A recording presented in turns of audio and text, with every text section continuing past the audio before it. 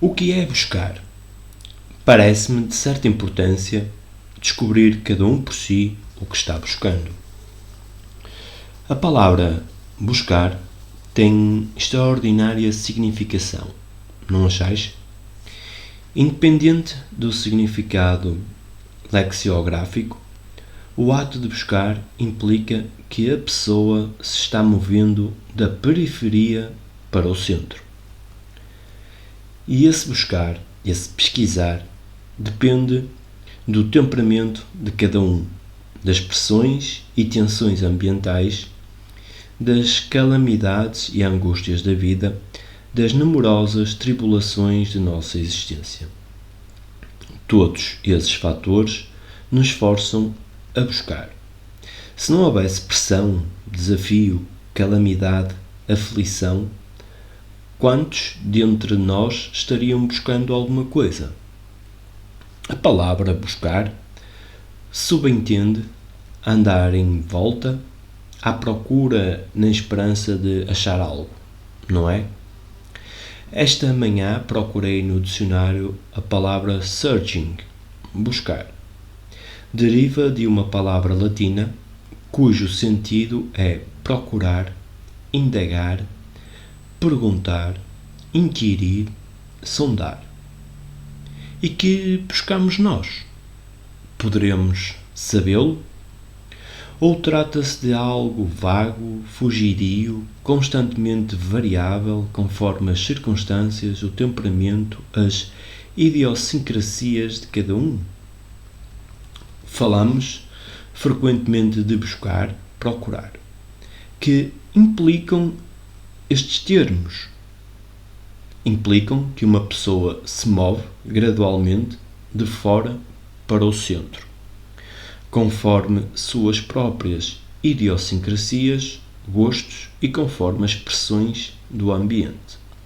É coisa semelhante a percorrer lojas, uma a uma, a provar diferentes externos até encontrar um que assente bem e agrade e aceitá-lo então. Quando dizeis que estáis buscando, o que realmente quereis dizer é que estáis provando diferentes ideias, conceitos, fórmulas. Passando de uma religião para a outra, de um instrutor para outro, até final encontrardes algo que vos agrade, algo que se ajuste bem ao vosso particular temperamento, a vossas idiosincrasias. Se não vos agrada o que existe no Ocidente, voltai-vos para o Oriente, com sua velha e complexa filosofia e onde se encontra um vasto sortimento de instrutores e gurus, e lá ficais atolado numa pequena poça de pensamento, imaginando que ali está a realidade eterna. Ou, se assim não faz, torna-se o indivíduo um católico mais fervoroso ou adere aos existencialistas. Meu Deus, quantas coisas desse género há por este mundo. Para mim, não há Oriente nem Ocidente. A mente humana não é oriental nem ocidental. Não importa a origem, todas as teologias são infantilidades, como são todas as filosofias. São invenções do homem que, vendo-se fechado numa prisão que ele próprio construiu, crê em alguma coisa e em torno dessa crença cria uma teologia ou projeta maravilhosa filosofia, e quanto mais engenhoso o filósofo ou teólogo, tanto mais aceitável se torna para o público, para o leitor, para o seguidor. Pois bem, é também nisto que estamos fazendo aqui. Vindes para cá e ficais 2 ou 3 semanas ouvindo o orador.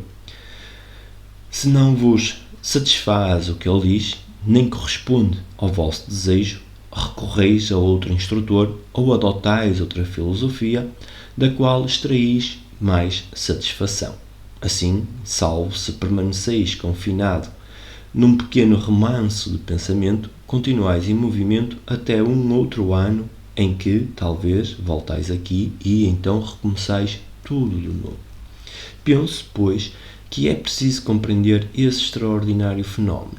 Ocorre ele no Ocidente ou no Oriente, que é o andar de uma coisa para outra, incessantemente buscando, perguntando, indagando, sondando. Isto é, acho que devemos perceber claramente em nós mesmos o que é que estamos buscando e porquê. E se há necessidade de alguma busca. Toda a busca, por certo, implica movimento da periferia para o centro, das circunstâncias para a causa, das fronteiras até à origem mesma da existência. Isto é, move-nos de fora para dentro, esperando achar alguma coisa real, profunda, vital, sobremodo significativa. No decurso desse movimento, esforçamo-nos para praticar diferentes métodos, sistemas, torturamo-nos com disciplinas de todo o género, de modo que, no fim da vida, estamos alquebrados, a mente quase paralisada. Parece-me ser isso que acontece com a maioria de nós. Movemos-nos da periferia para o centro, pois desejamos descobrir como sermos felizes, o que é a verdade, se há a Deus algo de eterno, e por conseguinte vivemos lutando, ajustando-nos, imitando, seguindo, embrutecendo nossa mente e coração com disciplinas até nada mais restar em nós de original, de verdadeiro, de real. Eis a nossa vida, e quanto maior a pressão, a dor, a brutalidade do viver na periferia, tanto mais desejamos mover-nos em direção ao centro. Ora, existe alguma maneira de atingir o centro imediatamente sem essa luta infinita para alcançá-lo e daí desse centro florescer? Entendeis minha pergunta? Há milhões de anos vimos lutando para passar do exterior para o interior a fim de descobrirmos a realidade e acabamos de ver o que esse processo implica. Assim, digo de mim para mim que tudo isso é absurdo. Porquê torturar-me? Porquê copiar, imitar, seguir? Existe alguma possibilidade de descobrirmos esse centro, de existirmos nele próprio e de lá florescermos, em vez de andarmos em sentido contrário? Porque, para mim, pelo menos, o andar em sentido contrário nada significa e porque nenhuma significação tem, rejeito completamente. Não quero torturar-me nem seguir ninguém. Recuso-me a ler um só livro de filosofia ou aguçar a minha mente com argumentos sutis. Ela já se tornou bastante aguçada pela ambição, pela ansiedade, pelo desespero, por todas as brutalidades da vida. E não desejo praticar mais um método, mais um sistema, ou seguir mais um guru, um mestre, um salvador. Nada disso quero fazer. Notai que estou pensando em voz alta, não apenas para mim próprio, mas para tornar claras certas coisas, de modo que vós e eu possamos estar em comunhão em relação ao real e não estejamos incessantemente a lutar por meio de reação para mover-nos de fora para dentro. Estou expressando em palavras o que talvez experimentais em raros momentos em que vos sentis fartos de tudo, de vossas igrejas, de vossos políticos, de vossos bancos, da insignificância de vossas relações no lar, da monotonia do escritório, de tantas coisas estúpidas desta vida que constituem um insulto à dignidade humana. Tendo passado 20 ou mais anos da vida frequentando diariamente o escritório, ou cozinhando e gerando filhos, um atrás do outro, havendo experimentado os prazeres e também os enfados, o prosaísmo, o desespero inerentes a tudo isso, deveis às vezes ter perguntado a vós mesmo se não existe alguma possibilidade de atingir subitamente a fonte original, a verdadeira essência das coisas, e daí viver, funcionar, florescer, de modo que nunca necessitais ler um livro, estudar filosofia alguma, adorar qualquer imagem ou salvador, porque, para qualquer lado que olheis, encontreis aquele centro de onde parte toda a ação, todo o amor, tudo. O fato bem óbvio é que, com a nossa avidez, nosso ciúme, nossa ânsia de posse, nosso medo, nosso sentimentalismo, nossos efêmeros prazeres, nossa satisfação pessoal, somos animais altamente evoluídos. Se observamos um animal, vemos que ele tem conflitos como nós.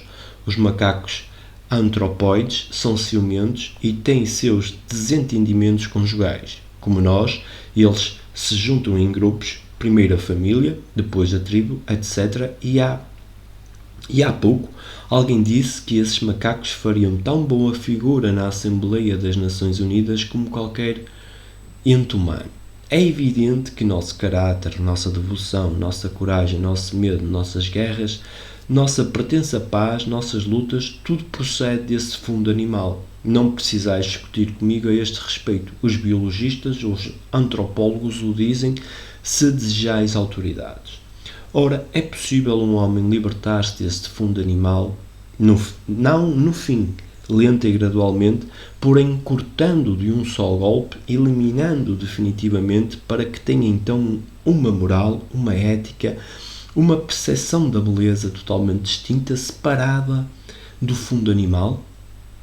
Por certo, para vivermos juntos no mundo necessitamos de uma moralidade de conduta social. Mas, atualmente, nossa moral, nossos conceitos de conduta que constituem as fórmulas de nossa existência diária, são ainda procedentes do animal e não queremos admitir isso. Apraz-nos pensar porque somos um pouco mais capazes, mais eficientes e inventivos do que os macacos, que por isso somos mais humanos. Mas os macacos também se servem de instrumentos para apanhar coisas, têm inventividade e, portanto, é pequena a diferença entre eles e nós. Existe, pois, essa extraordinária atividade dos animais e a atividade igualmente extraordinária da mente humana que deseja segurança, tanto no mundo físico como também interiormente, sendo isso ainda um resultado do instinto animal. E há, ao mesmo tempo, o desejo de descobrir alguma coisa verdadeira, original, um estado não contaminado. São. Ora, é possível atingir-se esse estado subitamente sem ser necessário cultivá-lo, procurá-lo? Pois a beleza não pode ser cultivada, e muito menos o amor. Esse estado surge instantaneamente, assim como se nos depara, de repente, um panorama nunca visto. Repentinamente o vemos à nossa frente, cheio de riqueza, de plenitude e de vida, e nós fazemos parte dele, e daí vivemos, atuamos, somos. Sem despender esforço, sem disciplina, controle, coação, procedentes do exterior, sem imitação, etc. Atingimos subitamente a fonte da vida, as nascentes de toda a existência e, bebendo dessa fonte, a mente viveu e vive eternamente. Isso é possível? Compreendeis minha pergunta? Isto não é sentimentalismo nem misticismo, não é coisa para excitar-vos as emoções ou inspirar-vos, e tampouco para ser sentida intuitivamente. Nada disso. Enquanto conversar, enquanto conservamos o fundo animal, nossas invejas, ciúmes, desesperos, isso não é possível. As duas coisas são incompatíveis. Extinguir totalmente de um só golpe o fundo animal e recomeçar de maneira nova, é isso possível?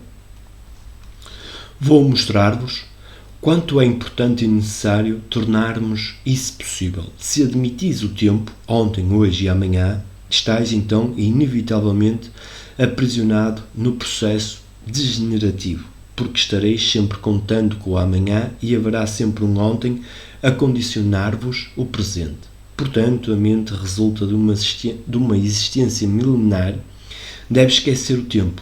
Entendeis? Ela tem de desembaraçar-se completamente do tempo. Se assim não faz, permanece envolvida na rede do tempo, na luta para alcançar, vir a ser, chegar, deixa envolver-se nessa luta que só leva ao sofrimento, à aflição, ao declínio. Que fazer, então? Desejo descobrir agora mesmo, e não depois, o que é verdadeiro. Quero estar lá. Não tenho paciência para esperar. Não preciso de tempo, nem da ideia de alcançar uma certa coisa no fim de minha vida ou ao cabo de 10.000 vidas. Isso, para mim, é completamente infantil, sem madureza.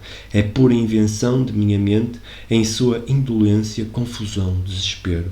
Quero estar tão desperto que, ao abrir os olhos, a mente, o coração, a verdade lá esteja e daí quero funcionar, atuar, viver, fruir as belezas da terra. Vou agora falar sobre algo que de modo nenhum pode ser copiado e imitado. Vou investigar e espero me acompanheis nesta investigação. Mas, se apenas me seguirdes, vos perdereis no caminho. Por maiores que sejam as diferenças de temperamento, todo movimento da margem para o centro é movimento positivo. É uma busca deliberada, uma reação que foge da margem para o centro. Um movimento resultante do desejo de achar e que, por conseguinte, supõe disciplina, imitação, seguimento, obediência, prática de um sistema. Tudo isso constitui um processo positivo, pelo menos é o que se costuma chamar positivo. Atentai no que vou dizer, sem argumentardes mentalmente comigo, e à medida que formos progredindo vereis o quanto é isto verdadeiro. Não estou tentando mesmerizar-vos ou impingir-vos alguma coisa, nem tampouco fazendo propaganda de espécie alguma.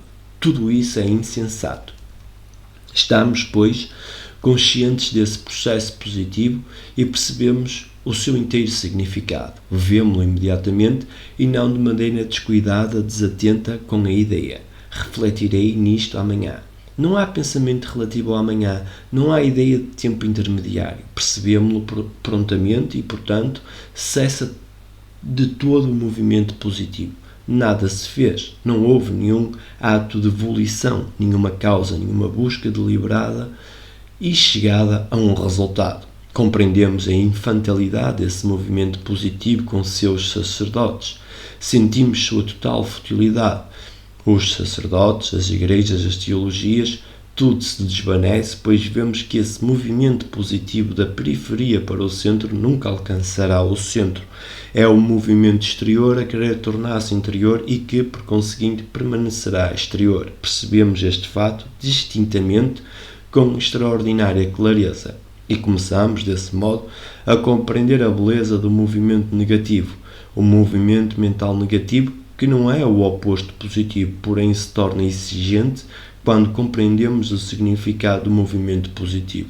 Nossa mente, pois, já não está presa ao movimento positivo e se acha, assim, num estado de negação, isto é, percebendo, não fragmentariamente, porém completamente, o significado do movimento positivo. Ele já não está em movimento, já não está agindo, consequentemente encontra-se num estado que se pode denominar negativo. Entendeis? Vou expressá-lo de outra maneira. Pessoalmente, nunca li livro nenhum sobre esta matéria. Não desejo fazê-lo, porquanto não me interessa, já que em mim mesmo vejo toda a humanidade. Não no sentido místico, metafórico ou simbólico, porém realmente. Eu sou vós e o mundo, em mim está todo o tesouro do mundo, e para descobri-lo só tenho de compreender e transcender a mim mesmo. Se não me compreendo, não tenho razão de ser, não tenho nenhuma substância, sou apenas uma entidade confusa e quanto mais busco, quanto mais estudo e sigo determinado instrutor, tanto mais me confundo. Dependo de instrutores, de meu temperamento, de meus desejos e, por conseguinte, aumenta-se-me a confusão.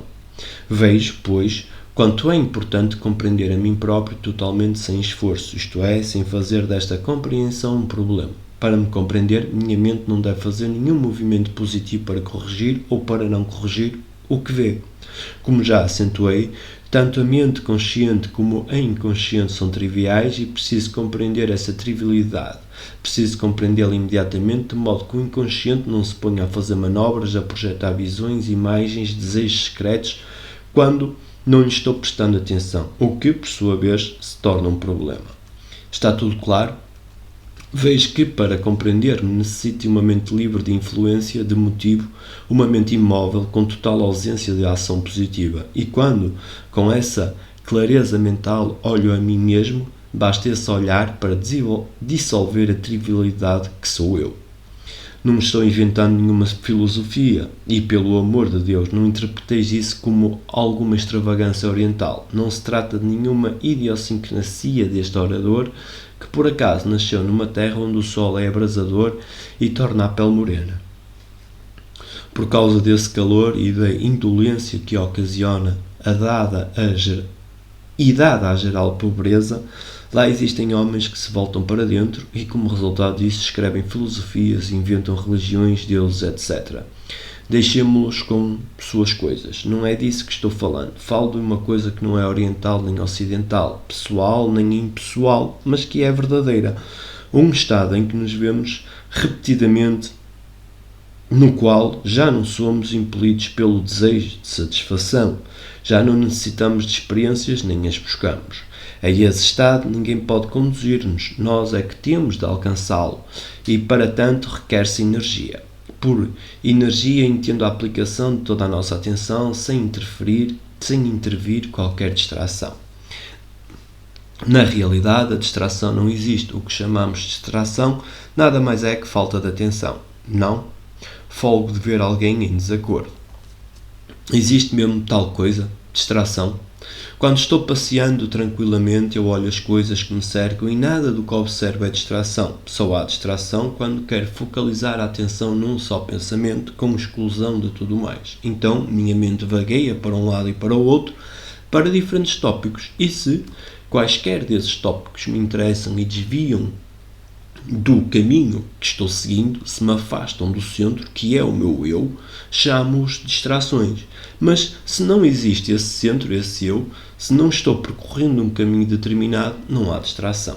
É muito importante compreender isso. Se com a maior clareza o compreenderdes, vereis que todo o esforço de concentração com o conflito que carrega desaparecerá completamente e não haverá então distração nenhuma.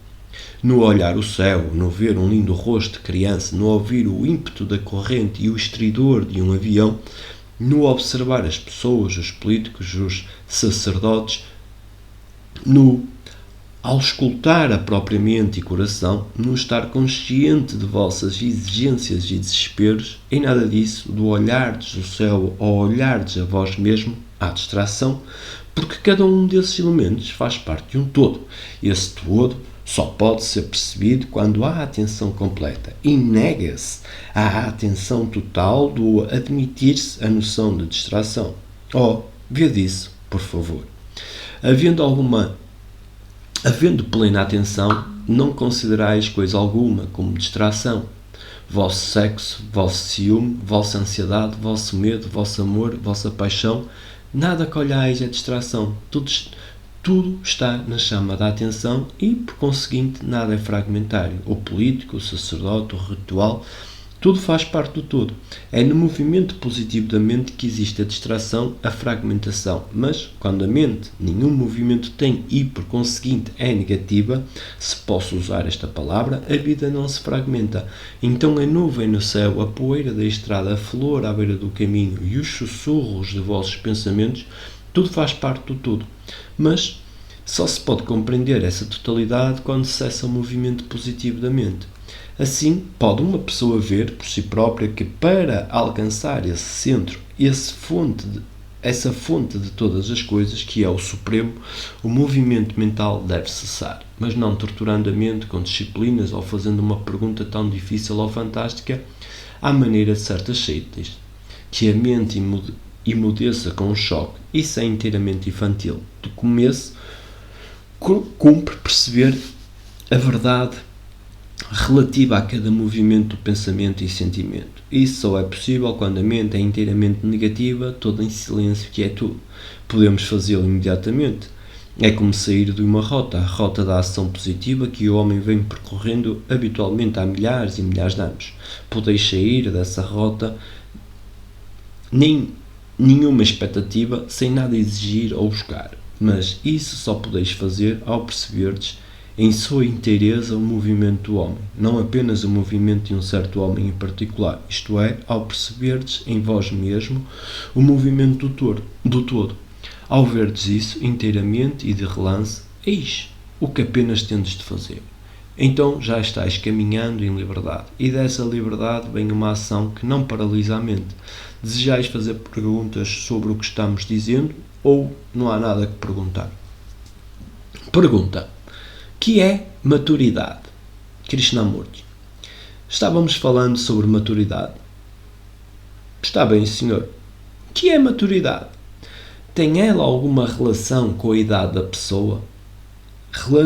Relaciona-se com a experiência, o saber, a capacidade? Com a competição e acumulação de dinheiro? Se não, que é maturidade? Está ela em relação com o tempo? Não digais não tão prontamente. Se estivesseis realmente livre do tempo, se o tempo nada significasse para vós, Qual seria o estado de vossa mente? Não me refiro ao tempo cronológico, este tem óbvia importância, mas se o tempo, no sentido psicológico, nada representasse para vós, tempo para realizações, para ter êxito, para dominar, conquistar, tempo para se tornar inteligente, para compreender, comparar, não seríeis então um ente amadurecido? Assim, só a mente ilesa é madura e não aquela que acumula conhecimentos infinitamente. O conhecimento é necessário e tem significação num certo nível, mas o conhecimento, o saber, não produz claridade e inocência. Só há inocência quando todo conflito terminou, quando a mente já não se move em determinada direção, porquanto todas as direções foram compreendidas. Acha-se ela nesse estado de originalidade que é a inocência, e daí pode atingir a imensidade onde deve encontrar-se o Supremo. Só então a mente é madura.